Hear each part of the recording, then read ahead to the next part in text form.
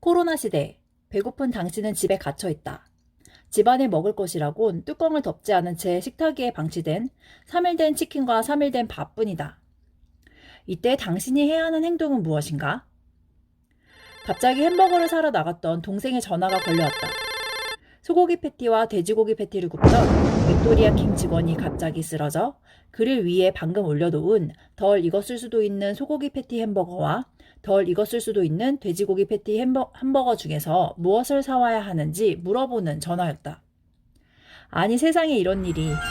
소고기 버거를 사오라고 해야 하나 돼지고기 버거를 사오라고 해야 하나? 안 그래도 배고파 죽겠는데. 당신의 선택은 무엇인가요? 이 수업 영상을 시청하시는 여러분들께 미리 안내드릴 유의사항이 있습니다. 이 영상을 시청하시다 보면 미생물과 기생충의 영상을 접하게 됩니다.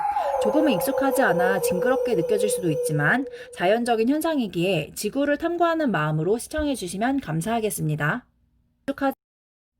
오늘 우리는 식중독의 원인이 되는 미생물의 특성에 대해 이해하고 이를 바탕으로 식중독의 종류, 특성 및 그 예방 방법에 대해 알아보고자 합니다. 최종적으로는 식중독 예방 행동수칙에 대해 여러분들이 제대로 이해해야만 하겠죠. 또한 우리의 생존을 위한 추리게임을 끝까지 놓치지 말고 따라와 주세요. 식중독의 원인이 되는 미생물들의 특성에 대해 알아볼까요? 과학에 관심이 없는 친구들이라고 할지라도 미생물이라는 단어는 한 번쯤은 들어보았죠. 미생물은 눈으로 볼 수 없는 작은 생물들을 말합니다. 눈으로 볼 수 없다면 뭘로 볼 수 있을까요? 바로 현미경이죠. 망원경이나 돋보기로는 볼 수가 없습니다. 이러한 미생물의 종류에는 세균과 곰팡이, 이스트라고 불리는 효모가 있는데요. 미생물들이 이 세상에서 살아가기 위해서는 크게 5가지의 조건들이 필요합니다. 같은 생물이기에 여러분들이 살아가기 위해 필요한 조건들과 미생물의 생장 조건은 비슷하다고 볼 수 있는데요. 미생물들이 살아가기 위해 필요한 적정 온도, 미생물들이 이용할 수 있는 수분, 미생물들이 에너지를 낼 수 있는 먹이, 산소가 필요한 미생물들에겐 산소, 그리고 마지막으로 산성도 등을 미생물의 생장 조건으로 들 수 있습니다. 이런 미생물들의 이름은 어떻게 불러야 할까요? 예를 들어 이름이 김유겸이란 학생이 있다고 한다면 김씨 가문의 유겸이란 학생을 지칭하는 것처럼 바실러스 세레우스라고 표기되어 있는 미생물은 바실러스 속 집안의 세레우스 종이라는 미생물을 뜻한다고 할 수가 있습니다.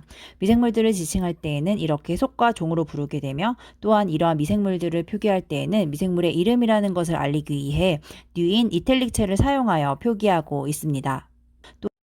우리의 선조들은 미생물이 번식하여 음식물이 상하지 않고 오랫동안 먹을 수 있기 위하여 이러한 미생물의 생장 조건들을 피해 식품을 식초나 소금, 설탕에 절여 먹거나 말려 먹거나 가열해 먹거나 삭혀서 먹는 등의 다양한 조리 방법들을 개발해 식품을 안전하게 보관하여 오랫동안 섭취할 수 있었습니다.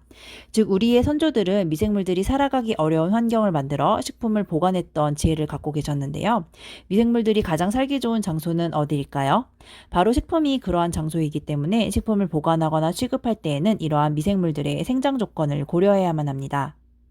한편 노로바이러스라는 바이러스가 일으키는 바이러스성 식중독 또한 주의해야만 합니다. 바이러스가 식중독을 일으키다니 참 신기하죠? 자, 그럼 이제부터 재미있는 영상을 시청해볼까요? Every day we face life and death decisions. Choose smart and you'll live long and prosper. Choose badly and you're toast. Coming up, a battery of new dead or alive challenges. With our 4 all-knowing science brains on hand to help you pick. Will you prove to be one of life's losers or ultimate players? Get the questions right and your lives stay intact. Make a wrong decision and lose a life. Okay, here's your first dilemma. Where better to start than in arguably the most dangerous room in the house, the kitchen. You're starving and have to eat. The only food you can find is cooked chicken or cooked rice. Both have been left on the table uncovered for 3 days. If you had to eat one, which would you pick? Here's Hakeem.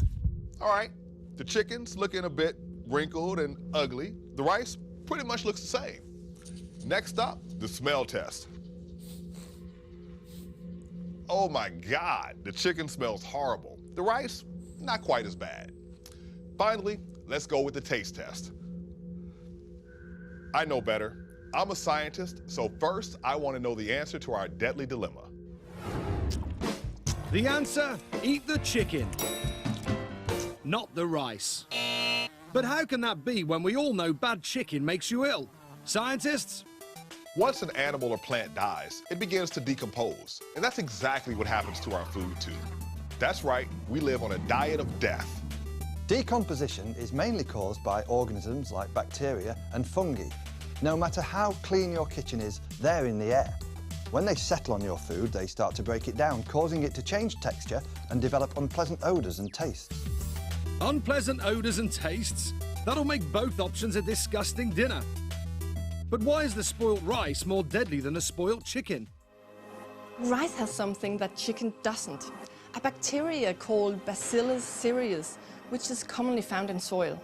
Unfortunately, the spores of the Bacillus cereus bacteria are heat resistant, so the cooking process has no effect on them whatsoever. Once the rice is cooked and left at room temperature, the spores germinate into active bacteria, and they produce a toxin that when eaten causes vomiting, diarrhea, and in extreme cases may cause liver failure and death. Yes, the bad bacterial spores survive cooking, but anything harmful in the chicken is killed in the oven. So, you should eat the chicken. Still not eating it. Definitely, I am not eating it. How did you do with our first dilemma? I should not have really smelled it. Time for Deadly Dilemma number 2. At a barbecue, you're offered a choice of either a beef burger or a pork burger. Doesn't sound too deadly, does it? But there's a twist. They both contain tapeworms. So, which do you eat? You have until this little porker stands up. Which is more deadly? Tapeworm from pork versus tapeworm from beef? You heard him. Time's up. The answer is eat the beef burger. When digested, cow's tapeworms stay in your intestines, but larvae from the pork tapeworm can migrate. The larval cysts can infect the human heart, eye, and even the brain. Result? Death by pork burger. 식중독은 종류가 너무나도 다양하기에 그 예방 방법 또한 다양하답니다. 그래서 식중독의 종류에 대해 알고 있어야 그 예방 방법을 이해하는 것이 쉬워집니다. 오늘은 미생물에 의한 7가지 종류의 식중독에 대해 중점적으로 알아보도록 할 텐데요.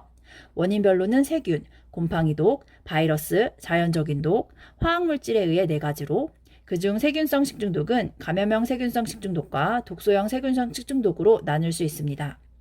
감염형 세균성 식중독의 경우 원인이 되는 균주가 사람의 몸에 감염이 되어 그 세균의 존재만으로도 복통과 설사를 일으키고, 독소형 세균성 식중독의 경우 그 균주의 존재보다는 그 균주가 살아가면서 만들어내는 독소가 원인이 되어 복통과 설사의 위장 증세를 나타냅니다. 그런데 이렇게 세균성 식중독을 감염형 식중독과 독소형 식중독으로 구분하는 이유는 바로 무엇일까요? 감염형 식중독을 예방하기 위해서는 감염, 즉 원인균의 균주가 오염이 되는 것을 방지해야만 하는데요. 원인균을 죽이던지 생육 조건을 저해하는 조건을 두어 원인균을 없애던지 하는 방법이 필요하고, 독소형 식중독의 경우 원인균은 죽었을지라도 원인균이 만들어낸 열에 강한 독소가 식품 내 잔존하게 되어 조리 후에도 문제가 될 수 있으므로 애초에 원인균이 독소를 만들어내지 못하는 환경을 만드는 방법이 필요합니다. 또한 칼, 도마 등의 조리도구에 독소가 묻어서 조리도구를 통하여 식품으로 독소가 없는 2차적으로 오염이 되는 것을 방지하는 것 또한 중요하겠지요. 감염형 식중독에는 첫 번째로 살모넬라균에 의한 살모넬라 식중독이 있습니다. 살모넬라균의 경우 닭의 난관이나 장관에 주로 생육합니다. 따라서 살균되지 않은 계란 등에는 살모넬라균이 묻어있을 수 있는데요. 이는 우리 몸으로 유입된 후 장에서 증식하여 18시간이 지나면 설사와 복통 등의 식중독 증상이 나타나게 됩니다. 가열에 약하여 75도씨에서 1분 이상만 가열하면 이 균이 죽어버리니 이 균이 죽을 때까지 충분히 가열해주는 것이 필요합니다. 한편 고양이에도 살모넬라균이 살아가기 때문에 동물들을 만진 후에는 반드시 손을 닦는 것이 필요합니다. 왜냐하면 손에 묻은 살모넬라균이 우리 몸 안으로 유입될 수 있기 때문입니다. 이와 비슷하게 육류와 난류를 취급할 때에는 생채소와 직접 닿지 않게 구분해서 보관하고 칼과 도마 등의 조리 기구를 사용할 때에도 각각 구분해서 사용하는 것이 필요합니다. 두 번째는 캠필로박터 제균이라는 균이 일으키는 식중독입니다. 캠필로박터 식중독균은 포유류의 장관이나 닭의 땅구멍에 존재하므로 우유나 닭껍질 등에 감염되어 있을 가능성이 높습니다. 따라서 살균 처리가 된 우유를 섭취해야만 하고 닭고기를 취급할 때에는 그 위생관리를 철저히 하고 충분한 과열로 캠필로박터 제균이균을 모두 죽일 수 있도록 가열 조리 과정을 거치는 것이 중요합니다. 장염 비브리오 식중독은 비브리오 파라의 몰리티쿠스라는 원인균에 의한 것으로 이 균에 감염이 되면 4시간에서 28시간 이내에 설사와 복통, 발열 등의 식중독 증상이 나타나게 됩니다. 이 비브리오 파라의 몰리티쿠스라는 원인균은 바닷물의 수온이 높아질 때 주로 증식을 하게 되는데요. 또한 이 균이 다른 식기 등으로 옮겨가지 않도록 어패류를 조리한 조리기구는 어패류에만 사용하는 것이 필요합니다. 80도씨 이상에서 7분, 60도씨에서 15분 정도 가열하면 사멸하므로 어패류의 경우 가급적 가열하여 섭취하는 것이 중요합니다. 다음은 병원성 대장균들이 일으키는 식중독입니다. 대장에 살고 있는 수많은 대장균들 중에서 우리 몸에 해로운 대장균들을 병원성 대장균이라고 합니다. 다양한 종류가 있지만 대부분의 병원성 대장균은 열에 약하기 때문에 병원성 대장균 위험에서 벗어나기 위해서는 식품을 60도씨 이상 가열하는 과정이 필요하고 용변을 본후와 조리 및 식사를 하기 전에는 반드시 올바른 손 씻기를 하는 것이 필요합니다. 다음은 독소형 식중독인 황색포도상구균 식중독입니다. 염증의 원인이 되기도 하는 황색포도상구균은 군집을 이루는 모양이 포도송이를 닮아 황색의 포도상구균이라는 이름이 붙여졌습니다. 황색포도상구균은 식품에서 증식하면서 열에 강한 장독소를 생성해냅니다. 황색포도상구균이 만들어낸 이 장독소를 섭취하게 될 경우 2-3시간 이내에 심한 구토를 수반하는 위장염 증상이 나타나게 됩니다. 이 독소는 열에 강하므로 식품을 가열하여 이 원인균을 죽여도 독소의 활성은 사라지지 않고 그대로 남아있을 수 있기 때문에 주의해야만 합니다. 또한 이 식중독균은 심할 경우 쇼크에 빠지게 되므로 그 예방이 중요한데요. 증식 과정에서부터 원천적으로 차단하는 것이 중요합니다. 피부에 살고 있으므로 손을 잘 닦고 식품을 섭취하는 것이 중요하고 장독소를 생성해내는 것을 방지하기 위해 식품을 냉장 보관한 후에 가열 조리하여 먹는 것이 필요합니다. 다음은 클로스트리디움 보툴리누스라는 균이 일으키는 식중독입니다. 보툴리늄 독소, 즉 신경독소를 분비해 마비성 질환을 일으킬 수 있는데 클로스트리디움 보툴리누스라는 원인균이 만들어내는 이 신경독은 세계에서 가장 독성이 강한 생물학적 독소이기도 합니다. 한편 극미량으로 이 보툴리늄이라는 독을 사용하게 되면 국소적으로 근육이 마비가 되므로 피부 주름이 펴지는 보톡스라는 미용시술의 재료로 사용이 되기도 합니다. 클로스트리디움 균 자체는 무해하지만 이 독소가 문제가 되는데요. 신경계에 문제를 일으키기 때문에 심할 경우 사망할 수도 있습니다. 따라서 이 균이 증식하여 이 신경독소를 만들어내기 전 사멸시키는 가열 과정이 필요한데요. 한편 이 균의 아포는 사멸온도 이하로 불충분하게 가열 처리된 산소가 없는 통조림 내에서도 증식될 수 있습니다. 따라서 이 균이 증식했을 수도 있는 찌그러진 통조림이나 찌그러지지 않았더라도 상한 것처럼 산미가 나는 통조림은 즉시 버리는 것이 중요합니다. 증식했을 수도 있는 곰팡이가 대사하면서 발생하는 독소가 원인이 되어 나타나는 식중독을 곰팡이독 식중독이라고 합니다. 곰팡이의 씨앗이 되는 포자, 즉 아포와 곰팡이가 살아가면서 만들어내는 곰팡이독은 다른 개념입니다. 하지만 포자가 독소로 작용하는 경우도 있어 서로 혼용되기도 합니다. 이 독소는 아주 강하므로 주의해야 합니다. 곰팡이의 경우 수분이 적어도 잘 살 수 있으므로 상대적으로 세균이 생육하기 어려운 건조한 곡류나 탄수화물 식품에서 많이 찾아볼 수 있습니다. 이러한 곰팡이독이 생성되는 것을 막으려면 건조한 공간, 저온의 공간에 밀봉하여 보관하는 것이 효과적입니다. 곰팡이의 종류가 다양한 만큼 곰팡이 독소에도 다양한 종류가 있는데요. 특히 아스퍼질러스 플라버스라는 곰팡이가 만들어내는 곰팡이 독소인 아플라톡신은 가장 흔한 종류입니다. 하지만 이 아플라톡신은 암을 일으키기도 하므로 곰팡이를 우습게 보아서는 안 되겠죠. 혹시 곰팡이가 핀 식품에 곰팡이가 자란 부분만 떼어내고 먹으면 괜찮다고 하는 이야기를 들어본 적이 있나요? 이 내용은 잘못된 상식으로서 곰팡이의 경우 가느다란 실 같은 균사가 뻗어가며 생장하기 때문에 곰팡이가 피지 않은 것처럼 보이는 부분에도 곰팡이의 균사가 뻗어 있을 수 있으므로 곰팡이가 핀 식품들은 모두 폐기 처리해야만 합니다. 번외편으로 식중독의 종류에 대해 조금만 더 알아보고 갈까요? 자연독 식중독은 지구 내 식물이나 동물에 자연적으로 존재하는 독들입니다. 독버섯의 경우 대체로 색깔이 휘황찬란하지만 식용버섯과 모양이 비슷한 것도 있기 때문에 산에서 자라는 버섯을 함부로 채취해서는 안 됩니다. 한편 조개독의 경우 여름철 적조 현상이 일어나는 바다에서 주의해야만 하는데요. 미량의 독을 갖고 있는 플랑크톤이 여름철 따뜻해진 수온에 의해 다량으로 증식하게 되는 적조 현상이 일어나게 되면 이러한 플랑크톤들을 과식한 조개들의 몸에는 많은 독들이 축적되게 됩니다. 따라서 이러한 적조 발생 해역에는 조개 채취 금지 명령이 내려지게 됩니다. 복어독은 사람이 죽을 수도 있는 매우 강한 독입니다. 이 독은 복어의 생식기관에 존재하므로 복어를 먹을 때에는 이 부분을 제거하고 섭취해야만 한답니다. 그래서 전문적으로 복어 조리를 할 수 있는 복어 조리 기능사라는 직업이 존재하기도 하는데요. 조리 쪽으로 진로를 희망하는 학생들은 잘 기억해두면 좋겠지요. 한편 화학물질성 식중독은 식품에 남아있는 농약이라던가 조리기구에서 용출이 된 중금속이라던가 고의 또는 오인에 의하여 식품에 혼입이 된 화학물질에 의한 것으로 분류할 수 있습니다. 쇠고기를 가열하지 않은 육회는 그럼 왜 파는 건지 궁금하시나요? 바로 돼지고기나 소고기에 살고 있을 수도 있는 기생충 때문인데요. 기생충이란 숙주의 기생에서 살아가는 무척추 동물로 돼지에 기생하는 유구조충은 갈고리가 있으므로 갈고리촌충이라고도 불리고 소에 기생하는 무구조충은 갈고리가 없어 민촌충이라고 불리웁니다. 한국 전쟁 이후 우리나라가 경제적으로 어려웠던 1950년대, 1960년대에는 사람의 대변, 즉 인분으로 퇴비를 주고 돼지거름을 주게 되어 갈고리 촌춘증에 걸릴 확률이 높았습니다. 그러나 경제가 발전하게 되고 상하수도 시스템이 발전하게 되므로 정수된 수돗물이 각 가정에 공급이 되고 인분 사료를 금지하고 화학 비료만을 사용하게 됨으로써 현재 우리나라에서 기생충은 거의 볼 수 없게 되었습니다. 한편 민촌충의 경우 덩치만 크고 인체 내에 해를 가하지 않기 때문에 소고기 육회는 섭취해도 좋지만 소의 간은 가열하지 않고 생으로 먹어서는 안 됩니다. 왜냐하면 소의 간에는 개회충이 사는데 원래가 개에서 기생하던 기생충이다 보니 사람의 신체가 익숙하지 않아 우리 몸 안을 마구 돌아다녀 뇌나 눈으로 가 있을 수 있기 때문에 인체 건강에 치명적이기 때문이라고 합니다.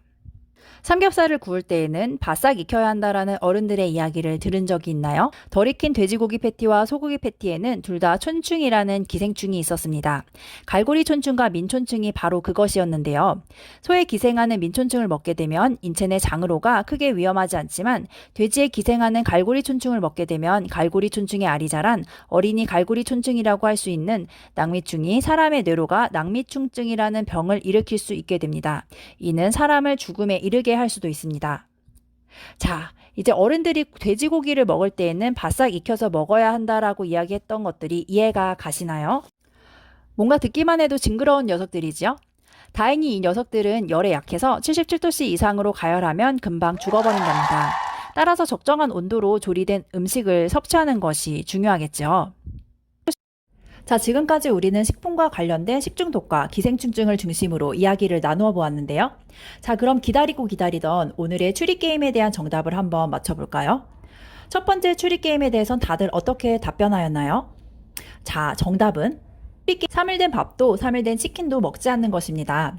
밥에 번식했을 수도 있는 바실러스 세리우스균이 원인이 되는 독소형 식중독 또한 피해야겠지만 실온에 뚜껑 없이 방치된 3일 된 치킨에도 식중독의 원인이 되는 미생물들이 충분히 자라있기 때문에 이러한 식중독들도 피해야겠죠.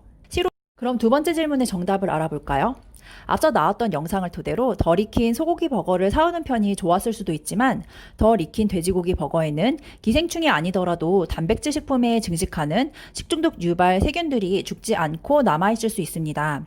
따라서 정답은 소고기 버거도 돼지고기 버거도 사오지 않는다입니다.